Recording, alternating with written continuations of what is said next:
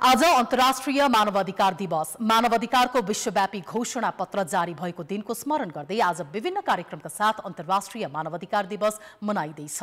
यस वर्षको अन्तर्राष्ट्रिय मानवाधिकार दिवसको नारा हाम्रो अधिकार हाम्रो भविष्य र अहिले छ।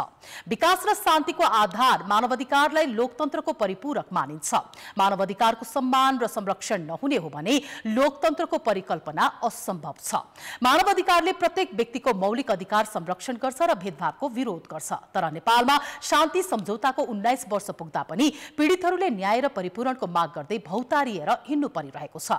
मानवाधिकारको संरक्षण र सम्वर्धनमा नेपाल यति बेला कहाँ छ? समग्र देशको मानवाधिकारको अवस्था, आयोगको भूमिका, मानवाधिकार संरक्षण र सम्वर्धनको उपलब्धि, चुनौती, नागरिकको मानवाधिकारको स्थिति लगायतका विषयमा कुराकानी गर्न हामीसँग यति बेला स्टुडियोमा हुनुहुन्छ राष्ट्रिय मानवाधिकार आयोगका पूर्व सदस्य सुदीप पाठक।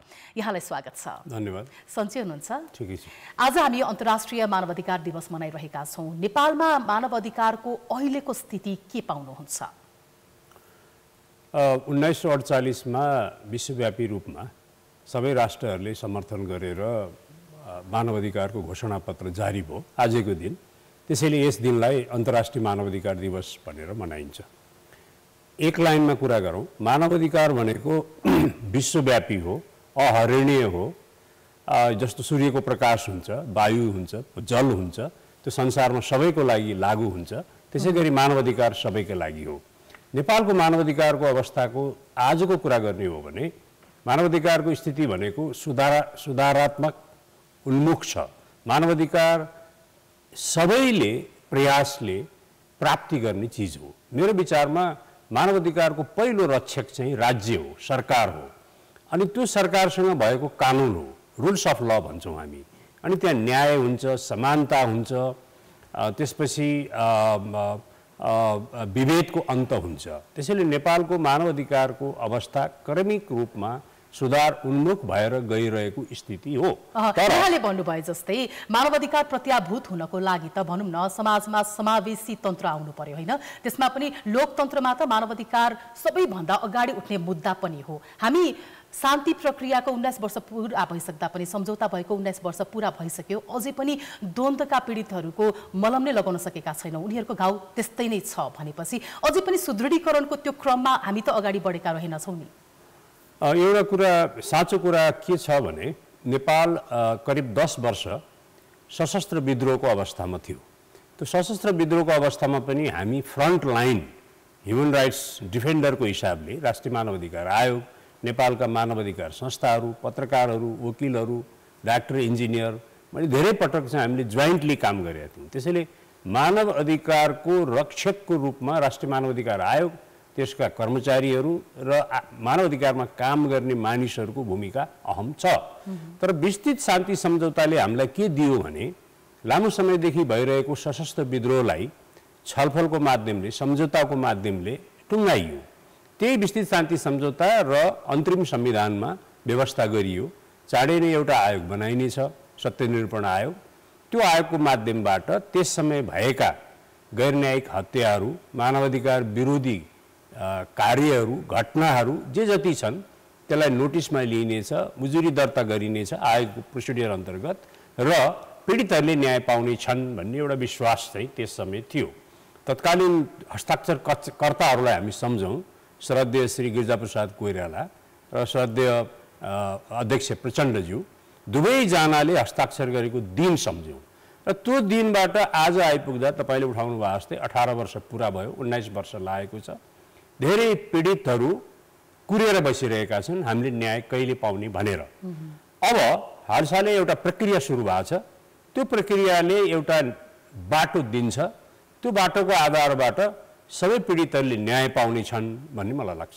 अब समितिबाट अझै पनि छनौट हुँदैछ पदाधिकारीहरू। यसको क्रम अगाडि बढ्दै गएर टिआरसी विधेयक पनि पारित भइसकेको अवस्थामा छिट्टै न्याय प्राप्ति होला भनेर हामी आशा त गरौँ। तर अझै पनि समाजमा हामीले सामान्य रूपमा हेर्ने हो भने अपाङ्गता भएका व्यक्तिहरू, महिलाहरू न्यायको पहुँचमै पुग्न सकिरहेको अवस्था छैन। सीमान्तकृत समुदायको पनि उस्तै समस्या छ। मानवाधिकारको पूर्ण प्रत्याभूत हुनको लागि त्यो राष्ट्रमा के हुनुपर्छ? यो एउटा अत्यन्त अहम र महत्त्वपूर्ण प्रश्न हो। मेरो विचारमा मानवाधिकारको पूर्ण प्राप्ति भनेको सबभन्दा पहिले संविधान, कानुन, त्यो संविधान र कानुनले व्यवस्था गरेको अधिकारको चाहिँ प्रत्याभूति राज्यले दिनु हो। जस्तो हामीले विश्वको एउटा सबभन्दा महत्त्वपूर्ण र राम्रो संविधान पायौँ भन्छौँ। हाम्रो मौलिक हकमा यथेष्ट व्यवस्थाहरू छ, त्यहाँ समानताको हक छ, न्यायको कुराहरू छ, अपाङ्गता भएका व्यक्तिको अधिकार, भोजनको राइट्स, फुड राइट्स छ, स्वास्थ्यको अधिकार छ, रोजगारीको अधिकार छ, घर जग्गाका अधिकारहरू छन्। तर हामी कहाँ छौँ? त्यसैले संविधान र कानुनमा व्यवस्था भएका कुराहरूलाई लागू गराउनु पहिलो कर्तव्य र दायित्व हुन्छ मानव अधिकार प्राप्तिको लागि। दोस्रो हुन्छ समाजमा भएका विद्यमान विभेदहरू, त्यो विभेदहरूको अन्त्य गर्नु दोस्रो काम हुन्छ। तेस्रो भनेको मानव अधिकार भनेको न्याय हो। आम मानिसले न्याय पाएका छ कि छैनन्, त्यो न्याय पाउने बाटोतर्फ उन्मुख हुनु हो। यति भन्दा भन्दै हामी पहिला 1948 घोषणा पत्र पछि सिभिल एन्ड पोलिटिकल राइट्स र इकोनोमिक सोशल कल्चरल राइट्स भन्थ्यौँ, राजनीतिक अधिकार, आर्थिक अधिकार। मलाई लाग्छ आर्थिक अधिकारलाई कसरी अगाडि बढाउने भन्ने सन्दर्भमा सरकारले र सरकार बाहिरका पक्षहरूले, चाहे उद्योगपति हुन् चाहे नागरिक समाज होस्, हामी सबैले हाम्रो मुलुकलाई काम पुर्याउने भन्ने विषयमा एकपटक गम्भीर रूपमा छलफल गर्ने बेला आएको छ। आर्थिक रूपमा समृद्ध नपारी, हैन, शिक्षा प्राप्त नगरी, भोजन प्राप्त नगरी, काम नपाई मानव अधिकारको सम्मान हुँदैन। एकदमै मानव अधिकारको सम्मान गर्नको लागि न्यायको प्रत्याभूति हुनु पर्यो। त्यसमाथि पनि मानव अधिकारको रक्षक भनेको राज्य नै हो भनिरहँदा हामीले पछिल्लो केही घटनाहरू हेर्ने हो भने त नागरिकहरूले अलिकति अभिव्यक्ति स्वतन्त्रताको बढी मात्रामा प्रयोग गर्यो भने पनि त्यसलाई पनि दुर्व्यवहारको रूपमा लिएर सरकारले बन्देज लगाउने प्रयासहरू पनि गरेका छन्। तपाईले एउटा अहिले अन्तर्राष्ट्रिय मानव अधिकार दिवसको उपलक्ष्यमा अत्यन्त सान्दर्भिक कुरा उठाउनु भयो। किनकि सामाजिक सञ्जालको युगमा हामी छौँ, तर सामाजिक सञ्जाल प्रयोग गर्नको लागि हामीसँग कानुन त्यति स्ट्रङ बनिसकेको छैन।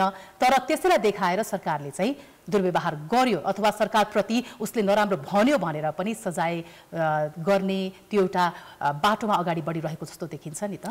राज्यमा के भइरहेको छ भन्ने सन्दर्भमा मानवाधिकार आयोग, मानवाधिकार संस्थाहरूले त्यसलाई नोटिसमा राखिरहेकै हुन्छन् र त्यसका सन्दर्भमा विद्यमान संविधान र कानुनले प्रत्याभूति गरेको दिएका अधिकारहरूको बारेमा बोलिरहने, भनिरहने, लेखिरहने काम हो। त्यसकारण भनिन्छ राष्ट्रिय मानवाधिकार आयोग भनेको सधैँ बोलिरहने, कराइरहने, घचघचाइ गर्ने एउटा संवैधानिक निकाय हो। मानवाधिकार संस्थाहरू पनि त्यस्तै निकायहरू हुन्। तपाईँले प्रश्न उठाएपछि मलाई आजकै दिन के सम्झना भयो भने सायद यो 2058-59 पछि होला, 60-61 सालमा कान्तिपुर एफएममा रातिको समयमा सरकारी संयन्त्रहरूको प्रवेश भएको थियो, प्रहरीको, सुरक्षा निकायको, र त्यहाँ सम्पूर्ण चाहिँ उपकरणलाई नियन्त्रणमा लियो भन्ने खबर आएको थियो। म त्यसबेला राष्ट्रिय मानवाधिकार आयोगमा थिएँ। त्यस्तै 2टा एफएम थियो त्यो दिन, र हामी साँझ राति 11 बजे हो कि कति बजे हो, राति हामी कान्तिपुर एफएममा गएका थियौँ, सुरक्षा निकाय र सरकारी संयन्त्रसँग कुरा गरेका थियौँ।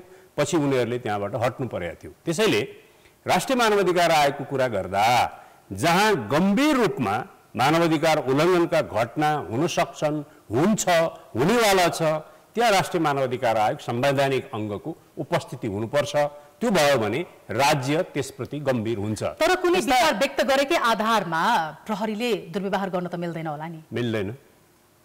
विचार व्यक्त गर्ने कुरा त संवैधानिक अधिकार हो। जस्तो मलाई सोध्नुहुन्छ भने मेरो जीवनको सुरुवात मैले सबभन्दा पहिले मानवाधिकारको कुरा गरेको 2035 सालमा क्याप्टेन यज्ञबहादुर थापा र भीमनारायण श्रेष्ठलाई फाँसी दिँदा म अलिअलि एमनेस्टीसँग जुडेका थिएँ र मृत्युदण्डको विरुद्धमा थिएँ। कुनै कानुनले मान्छे मार्न पाइँदैन भनेर नेपाल ल क्याम्पसको, हामी त्यो बेला पर्खाल भन्थ्यौँ, पर्खालमाथि उठेर कोही बोलेका थिएनन्, म एक्लै बोलेका थिएँ।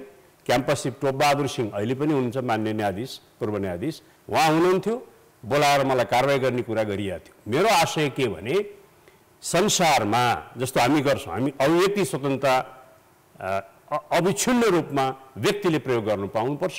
कुनै पनि निकायले कुनै पनि बहानामा, इभन इमर्जेन्सीमा, सङ्कटकालमा पनि मानवाधिकार हुन्छ। अभिव्यक्ति स्वतन्त्रता, न्याय, स्वतन्त्रता र समानता नै मानवाधिकार हो भन्ने हामी विश्वास राख्छौँ। यो जन्मसिद्ध अधिकार। पछिल्लो एउटा घटना पनि मलाई जोड्न मन लागिहाल्यो, जस्तो कि रासोपाका अध्यक्ष रवि लामिछानेलाई प्रहरीले ज्यादती गर्यो, उहाँको मानवाधिकार हनन भयो भनेर पार्टीले पत्रचार गरेपछि अहिले आयोगले अनुसन्धानको क्रमलाई पनि अगाडि बढाएको छ। यो विषयलाई तपाईँले कसरी हेर्नु भएको छ? यसमा दुईटा कुरा मैले हेरिरहेको छु। पहिलो कुरा चाहिँ हाम्रो देशमा कानुन छ, कानुनी प्रोसिडियर अपनाउने निकाय भनेको नेपाल प्रहरी हो अथवा अनुसन्धान गर्ने निकायले हो। त्यसैले उसले कानुनी प्रोसिडियर अपनाएको छ कि छैन त्यो प्रक्रिया राष्ट्रिय मानवाधिकार आयोगले हेर्नेछ भन्ने मलाई लाग्छ। दोस्रो, यो घटनाको बारे 4-5 दिन 8-10 दिन भइसक्यो यो घटनाको कुरा उठेको। कहिलेकाहीँ मानवाधिकार आयोग के हुन्छ भने पछाडि पनि हेर्न सक्ने हुनुपर्छ। कुनै व्यक्ति या संस्था आएर उजुरी गर्दैमा मात्रै राष्ट्रिय मानवाधिकार आयोगले काम गर्ने होइन। राष्ट्रिय मानवाधिकार आयोगले सूचनाको आधारमा न्युजमा आएका सेकेन्डरी डेटाहरू यसका आधारमा व्यक्तिले भनेको आधारमा पनि कार्य सुरु गर्नुपर्छ। अहिले राष्ट्रिय मानवाधिकार आयोगमा उजुरी परिसकेको छ। तपाईँ जस्तै मैले पनि सूचना पाएको छु, आयोगले काम गर्दैछ। हामी के भन्न सक्छौँ भने आयोग एउटा संवैधानिक र त्यही विषयमा मानवाधिकारकै विषयमा कार्य गर्ने निकाय भएको हिसाबले आयोगले सत्य तथ्य के भएको रहेछ भनेर अनुसन्धान गरेर सार्वजनिक गर्नुपर्छ। तपाईँ त राष्ट्रिय मानवाधिकार आयोगमा दुई पटक पदबहाल हुनुभएको व्यक्ति पनि हुनुहुन्छ। प्राय जस्तो मानवाधिकार आयोगको सिफारिस कार्यान्वयनको पक्ष हेर्नु हो भने अलिकति फितलो नै देखिन्छ, किन होला? यो झन् अहम सवाल छ। यसमा हामीले गम्भीर भएर हेर्नुपर्छ। पहिलो आयोगमा पनि हामीले सिफारिस गरेका थियौँ, दोस्रो आयोगमा बस्दा पनि धेरै सिफारिस गरेका थियौँ। सिफारिस बढी मात्रामा हुने तर कार्यान्वयन कम। दुईटा कुरा छ। आयोग भनेको त्यस्तो निकाय हो जसले जस्तो नेपालको राष्ट्रिय मानवाधिकार आयोग नेपाली जनताको मानवाधिकारको रक्षा र सम्वर्धन गर्न स्थापित भएको निकाय हो। यो निकाय राज्यको एउटा संवैधानिक संयन्त्र हो।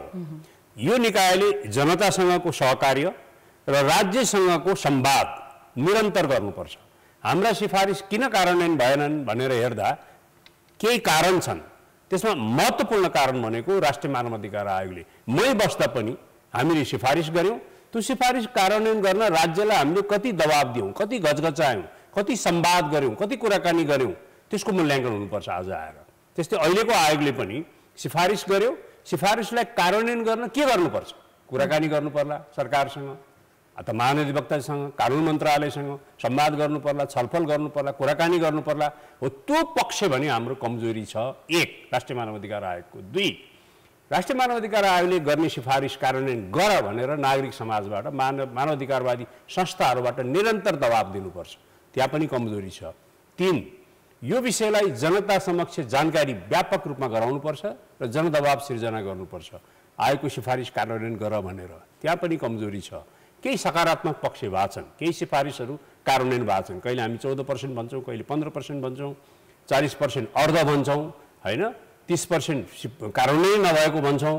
त्यो विषय कार्यान्वयन गर्ने निकाय कुन? नेपाल सरकार। त नेपाल सरकारसँग निरन्तर संवाद र दबाब हुनुपर्छ भन्ने मलाई लाग्छ।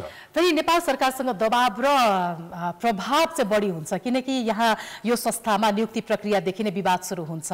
दलीय भागभण्डामा पदाधिकारी नियुक्ति हुने कारणले गर्दा पनि धेरै जसो आयोगमै नै लफडा भइरहेको हुन्छ। कहिलेकाहीँ अन्तर्राष्ट्रिय निकायले प्रश्न समेत गरिरहेका छन् आयोगको नियुक्तिलाई लिएर। यो विषयमा के भन्नुहुन्छ? यसमा मलाई के भन्न मन लाग्छ भने नेपालमा धेरै विषयमा छलफल गर्न बाँकी छ। नेपालमा धेरै कुराहरू जो भित्र बोल्नु पर्थ्यो त्यो बाहिर बोलिन्छ, जो बाहिर बोल्नुपर्छ त्यो भित्रै गुनगुनाएर बसिन्छ। यो हाम्रो मध्यम वर्गीय क्यारेक्टर हो, नागरिक समाजको क्यारेक्टर हो। अब म जान्छु राष्ट्रिय मानवाधिकार आयोगको या कुनै संस्थाहरूको नियुक्ति प्रक्रिया। हाम्रो देश जस्तो छ, हामी जस्ता छौँ, हाम्रो सरकार जस्तो छ, हाम्रो पार्टीहरू जस्तो छन्, हाम्रो चेतनाको स्तर, विचार र बुद्धि जस्तो छ, त्यही अनुसारको हामीले एक्सन गर्ने हो। यसमा मलाई के लाग्छ भने राष्ट्रिय मानवाधिकार आयोगको नियुक्तिको प्रक्रियामा जस्तो बारम्बार यो कुराहरू उठेको छ, यसभन्दा अगाडि पनि उठेको थियो, अहिले कुरा उठेको छ, सर्वोच्च अदालतमा मुद्दा पनि अगाडि बढिरहेछ, होइन त्योसम्म अवस्थामा छ। तर हेर्नु कहाँ पर्छ भने व्यक्ति जो आए पनि जस्तो यही भवन छ, यो भवनले काम गर्ने होइन, मानिसले काम गर्ने हो। राष्ट्रिय मानवाधिकार आयोगमा आएका व्यक्तिहरूले काम गरेर आयोगको वर्चस्व, आयोगको सिद्धान्त अनुरूपको आचरण र व्यवहार देखाउन सकियो भने राष्ट्रिय मानवाधिकार आयोगलाई अन्तर्राष्ट्रिय रूपमा ग्रेडिङ गर्ने चलन छ। नेपालको राष्ट्रिय मानवाधिकार आयोग एबाट बीमा जानुपर्छ भनेर अस्ति पनि व्यापक कुरा भयो। अब कमिङ मार्च, जुलाई मार्चमा सम्म समय दिएको छ कि तिमीहरूको काम हेरेर तिमीहरूको बारेमा फेरि ग्रेडिङ गरिन्छ भनेर। अघिल्लो पटक आयोगले व्यापक रूपमा आफ्नो काम देखायो। अब आयोगले कस्तो काम देखाउँछ त्यो आधारमा उसको स्ट्याटस हेरिन्छ। आयोगको ग्रेड खसेर खमा गयो या भनौँ बीमा गयो भने के हुन्छ? नेपालको मानवाधिकारको अवस्था राम्रो छैन भन्ने कुरा अन्तर्राष्ट्रिय जगतमा सङ्केत जान्छ। त्यसपछि नेपाललाई हेर्ने राजनीतिक रूपमा हेर्ने दृष्टिकोण बिस्तारै परिवर्तन भएर जान्छ। अनि त्योभन्दा पनि विविध घटनाहरूमा आयोगको हस्तक्षेप भएन र राज्यलाई संविधान र कानुन अनुसार डोडाउन सकिएन भने आर्थिक प्रश्नका कुराहरू पनि उठ्छ। त्यसो भए ग्रेड खस्कन नदिन राष्ट्रिय मानवाधिकार आयोगले अहिले कसरी काम गर्नुपर्छ, कसरी अगाडि बढ्नुपर्छ? सबभन्दा पहिले त राष्ट्रिय मानवाधिकार आयोगको ऐन र नियमावली अनुसार संविधान अनुसार उसलाई दिएका कार्यहरूमा उसले काम गरिरहेको छ भन्ने कुरा देखिनुपर्छ। विविध विषयहरूमा उसले अध्ययन अनुसन्धान गर्नुपर्छ र त्यसको आधारमा सरकारलाई सिफारिस गर्नुपर्छ। नेपाली जनताको मानवाधिकारको स्थितिलाई खस्किन नदिन उसले हस्तक्षेप सुरु गर्नुपर्छ। त्यो आर्थिक कुराहरूमा हुनसक्छ, सामाजिक कुरामा हुनसक्छ, शैक्षिक कुरामा हुनसक्छ। विविध विषयमा मुलुकभित्र नागरिकको मानवाधिकारको रक्षाको लागि आयोग खम्बा भएर उभिनुपर्छ र सरकारलाई घचघचाउने, दबाब दिने र सिफारिस गरिरहनुपर्छ। त्यो भएन भने मानवाधिकार आयोगमा प्रश्न उठ्छ। एकदमै तपाईँ त अब यो आयोगको सदस्य मात्र नभएर नेपाल मानवाधिकार सङ्गठनको अध्यक्ष भएर पनि 13 वर्ष जति काम गर्नुभएको व्यक्ति हुनुहुन्छ, कानुन व्यवसायी पनि हुनुहुन्छ। त्यो हिसाबले भन्नुपर्दा नेपालमा मानवाधिकारको विषयमा त स्कुलको या भनौँ विद्यालयको अवस्थादेखि नै शिक्षा दिनुपर्छ, समानताको शिक्षा दिनुपर्छ, भेदभावमुक्त समाज होइन, त्यसमाथि पनि अझ न्यायमा पहुँचको विषयमा पनि उनीहरूलाई जानकारी गराउनुपर्छ भनिन्छ। तर हामीले त्यो अभ्यास भने खासै गरेको पनि पाउँदैनौँ। कसरी अगाडि बढ्नुपर्छ? अब यो पनि हामीले नेपाली समाजलाई, नेपालका शैक्षिक क्षेत्रहरू लगायत मन्त्रालयहरूलाई सबैलाई एकअर्कालाई विशेष गरिकन मलाई आग्रह गर्छु मानवाधिकार कर्मीहरूलाई, पत्रकार साथीलाई हामीले जागृत गराउनुपर्छ। पहिलो कुरा मानवाधिकार भनेको आत्मसम्मानका साथ बाँच्न पाउने अधिकार हो। डिग्निटी हुन्छ मानवाधिकारमा। मैले कहिलेकाहीँ बुझ्दिनँ नेपालमा मानवाधिकार भनेको ए पार्टी, बी पार्टी, सी पार्टीको हुँदैन। कांग्रेसलाई पनि, कांग्रेसको मान्छेले यातना पाए पनि, एमाले पाए पनि, माओवादीले पाए पनि, राप्रपाले पाए पनि, नागरिक समाजले पाए पनि मानवाधिकार विरुद्धको विषय रहेछ भने मानवाधिकार आयोग र संस्थाले बोल्नुपर्छ।